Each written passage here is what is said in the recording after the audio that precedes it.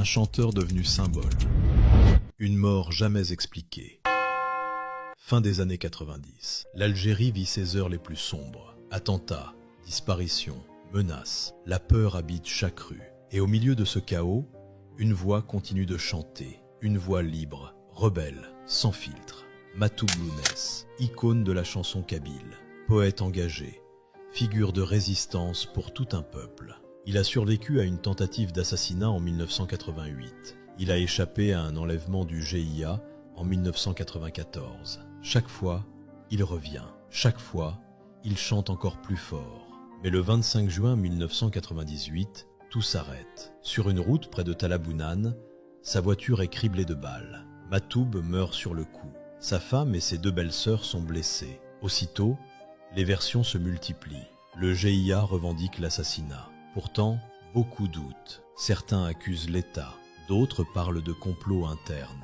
Et d'autres encore disent que la vérité a été étouffée avant même d'être cherchée. Rien n'est clair, rien n'est prouvé. Et plus les années passent, plus le mystère s'épaissit. Imagine la scène, une route isolée, des vitres brisées, l'odeur de poudre, le silence après les détonations. Et dans cette voiture, un homme qui a passé sa vie à dénoncer l'injustice, victime, lui aussi, d'une injustice ultime.